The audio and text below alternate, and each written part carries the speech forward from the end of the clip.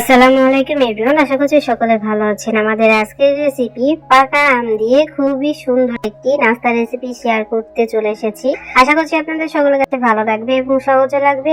আমার আজকে সহজ রেসিপি আপনাদের সকলের কাছে ভালো লাগলে অবশ্যই আমাকে একটু ভালোবাসা দিয়ে যাবেন। আর এই নাস্তাটি বানাতে খুবই কম সময় লাগবে এবং ইজি একটা ব্যাপার। খুব দুর্দান্ত একটি নাস্তা রেসিপি শেয়ার করে দেখাবো, তাও আবার পাকা আম দিয়ে এবং ঘরে থাকা কয়েকটা উপকরণ দিয়ে কিন্তু আপনারা এরকম দুর্দান্ত একটি নাস্তা তৈরি করতে পারবেন। এইরকম একটা নাস্তা তৈরি করলে বাড়ির ছোট থেকে বড় সবাই কিন্তু খুবই পছন্দ করবে। তো কথা না বাড়িয়ে চলে যাচ্ছি আমাদের মূল রেসিপিতে। তো আমাদের এই নাস্তাটি তৈরি করার জন্য আমি প্রথমে একটা পাকা আম নিয়ে নিয়েছি আর আমটাকে খুব সুন্দর করে ধুয়ে পরিষ্কার করে নিয়েছি। আর একটা পাতের উপর আমি একটা চালনি বা স্ট্যান্ডার রেখে তারপর আমি পাকা আমটাকে কেটে নিচ্ছি। আর ছুরিতে এরকম একটু কেটে নিলে আমাদের এই যে আমের যে পাল্পটা আছে সেটাকে বের করতে কিন্তু খুবই ইজি হয়ে যাবে। তো আমার মতো করে এভাবে একটু কেটে নেওয়া, তারপর এরকম খোসা টান দিলে আমটা কিন্তু একদম বেরিয়ে হয়ে যাবে। আমের খোসাটা যখন ছাড়ানো হয়ে যাবে তখন আমি এখানে হাত দিয়ে খুব সুন্দর করে এই যে স্ট্যান্ডারের উপরে দিয়ে আমি এটাকে ছেঁকে নিব। ঠিক আছে, এরকম হাত দিয়ে একটু ঘষা দিলেই কিন্তু দেখবেন যে আমের পিউরিটা বের হয়ে গেছে আর ভিতরে কিন্তু কোনো আঁশ থাকবে না। তো আমাদের আমের পিউরিটা বের করে নেওয়া হয়ে গেছে। আমাদের আমের পিউরিটা যখন বের করে নেওয়া হয়ে যাবে তখন আমি এখানে দিয়ে দিব হাফ কাপ চালের গুঁড়ি। আমি মেজারমেন্ট কাপ দিয়ে মেপে নিয়েছি চালের গুঁড়ি। আর সাথে দিয়ে দিব এখানে হাফ কাপ আটা। আপনারা চাইলে এখানে ময়দাটাকেও কিন্তু ব্যবহার করতে পারবেন, আমার কাছে আটা ছিল তাই আমি আটা এখানে ব্যবহার করেছি। তারপর দিয়ে দিব হাফ চামচ লবণ, অর্থাৎ স্বাদ মতো লবণ দিলেই কিন্তু হবে। আর তারপর এখানে দিয়ে দিব হাফ কাপ পানি। আমি এখানে হাফ কাপ পানি দিয়ে খুব সুন্দর করে এখানে স্মুথ করে একটা বেটার তৈরি করে নিব। আমাদের খুব সুন্দর করে একটা বেটার কিন্তু তৈরি হয়ে গেছে, দেখতে পাচ্ছেন। এরকম অল্প পানি দিয়ে খুব সুন্দরভাবে একটু ঘোটা দিলে দেখবেন যে ভিতরে আর কোনো দানা ভাব কিন্তু থাকবে না, খুবই স্মুথ একটা বেটার কিন্তু তৈরি হয়ে যাবে। আমাদের এই ব্যাটারটা যখন এই যে একদম স্মুথ হয়ে যাবে তখন আমি এখানে আরো কিছুটা পানি দেব। তো আমি আবারও হাফ কাপ পানি এখানে ব্যবহার করলাম। আর পানি ব্যবহার করার পর আমি খুব সুন্দর করে নেড়ে চেড়ে নিচ্ছিলাম। আর এরই মধ্যে আমি আবারও হাফ কাপ দিয়ে দিলাম হলো আটা। আসলে কি হয়েছে বলুন তো, এই যে নাস্তা তৈরি করতে করতে হুট করে আমাদের বাড়িতে মেহমান চলে এসেছিল। তো আমার বাজেট যতটুকু ছিল ততটুকুই আসলে হচ্ছিল না, এই জন্য আবারও পানি এবং আটা দিয়ে খুব সুন্দর করে আবার একটু বেশি করে আমি বেটারটা এখানে তৈরি করে নিচ্ছিলাম। তো যাই হোক, আপনারা আপনাদের পছন্দ মতো আর কি করে নিবেন, মানে আপনাদের যতটুকু লাগবে ততটুকু করে নিলেই হবে। তো আমি এখানে বেটারটা তৈরি করার পর এখানে দিয়ে দিব হলো হাফ চামচ বেকিং সোডা আর দিয়ে দিব হাফ চামচ লবণ, অর্থাৎ স্বাদ মতো লবণ। ওই যে পানি আর আটা পরে আমি ব্যবহার করেছিলাম তার জন্য আর কি লবণটা আমি এখানে অ্যাড করছি। এখন সমস্ত কিছু আমি খুব সুন্দর করে একটু স্মুথ করে নিব। স্মুথ করে আর কি বেটারটাকে আমি সরিয়ে রাখবো। আমাদের বেটারটা যখন হয়ে গেছে তখন আমি চলে এসেছি চুলায় একটা প্যান বসিয়ে দিয়ে খুব সুন্দরভাবে গরম করে নিয়েছি। আর তার মধ্যে দিয়ে দিব হলো 1 চামচ ঘি। ঘিটা যখন ভালো মতো গরম হয়ে যাবে তখন আমি এখানে মেজারমেন্ট কাপ দিয়ে মেপে আমি লাচ্ছা সিমাই নিয়ে নিলাম হাফ কাপ। আপনারা যে কোনো ব্র্যান্ডের লাচ্ছা সিমাই কিন্তু এখানে ব্যবহার করতে পারবেন, ঠিক আছে। এখন ঘির সঙ্গে খুব সুন্দর করে অনবরত নেড়ে চেড়ে নিতে হবে। জাস্ট 2-2.5 মিনিট ভেজে নিলেই কিন্তু হবে, লাল লাল করার কোনো দরকার নাই। চুলার আঁচটা একদম লোতে করে রেখে তারপরে 2-2.5 মিনিট এরকম অনবরত নেড়ে চেড়ে নিলেই কিন্তু হয়ে যাবে। জাস্ট সিমাইয়ের মধ্যে যদি কোনো ধরনের কোনো কাঁচা গন্ধ থাকে তাহলে সেটা দূর হয়ে যাবে, তার জন্য, ঠিক আছে।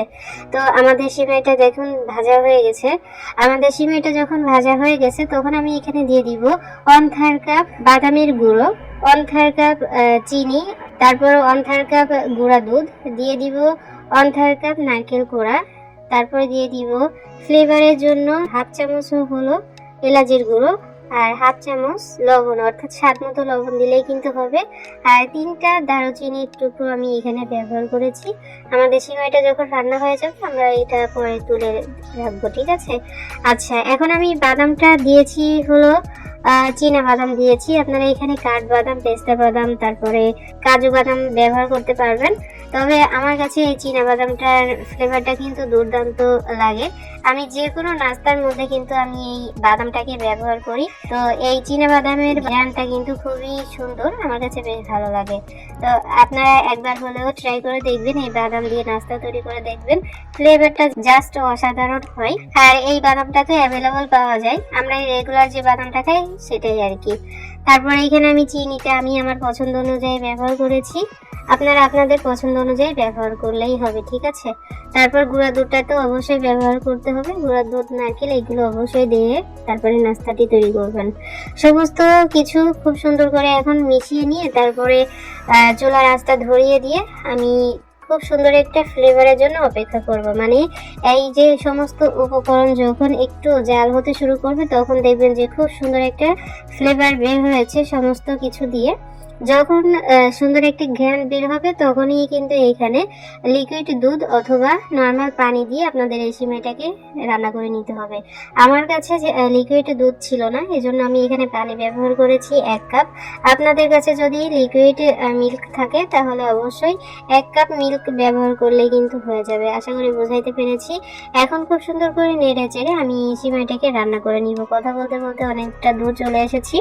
সিমাইটা দেখুন এরকম হবে, এরকম থাকতেই কিন্তু আমি নামিয়ে নিব। আর এই সিমাইটা যখন ঠান্ডা হয়ে যাবে তখন এর ঘনত্বটা আরো অনেক গাঢ় হয়ে যাবে। তো আমি এই পর্যায়ে নামিয়ে রাখছি। আর আমি অফ ক্যামেরায় কয়েকটা যে আমের বেটার দিয়ে আর কি খুব সুন্দর করে পিঠা তৈরি করে নিচ্ছিলাম। তো একটা পিঠা আমি অলরেডি তৈরি করে নিয়েছি, এখন আমি আপনাদেরকে দেখাচ্ছি। সামান্য একটু তেল দিয়ে, কড়াইয়ের মধ্যে তেল দিয়ে খুব সুন্দর করে তেলটাকে গরম করে নিয়ে তারপর আমি এইখানে 1 চামচ এই যে পিঠার বেটারটা দিয়ে দিচ্ছিলাম। আমের মিশ্রণে যে বেটারটা করে রেখেছিলাম সেটাই আমি এখানে ব্যবহার করছি। আর 1 পিঠ যখন হয়ে যাবে তখন পরের পিঠ আপনাদেরকে একটু উল্টিয়ে ভেজে নিতে হবে, ঠিক আছে। আর প্রত্যেকটা পিঠা দেওয়ার আগে অবশ্যই একটু সামান্য তেল দিবেন, তেল দিলে কিন্তু এই পিঠাগুলো তুলতে সুন্দর হবে এবং একটা পিঠাও কিন্তু ভাঙবে না। আর অবশ্যই যে কড়াইয়ের মধ্যে আপনারা এই পিঠাটা ভাজবেন সেই কড়াইটা যাতে একটু তেল তেলে ভাব থাকে, সেই কড়াইতে আর কি এই পিঠাটা ভেজে নেবেন, ঠিক আছে। আশা করি বোঝাইতে পেরেছি।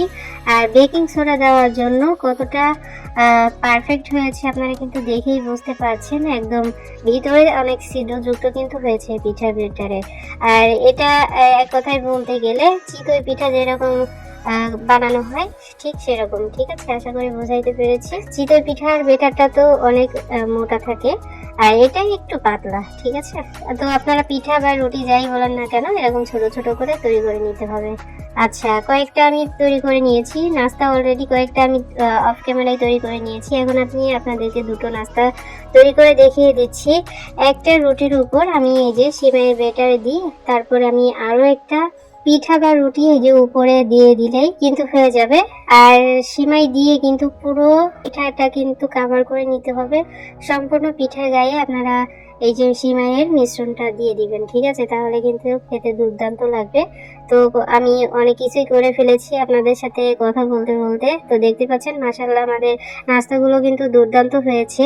পাকা আম এবং সিমাইয়ের যে অসাধারণ একটা কম্বিনেশন তৈরি হয়েছে, জাস্ট অসাধারণ হয়েছিল। বাড়িতে একবার হলেও ট্রাই করবেন, যেহেতু এখন ম্যাঙ্গো সিজন চলছে অবশ্যই ট্রাই করে দেখবেন, ঠিক আছে।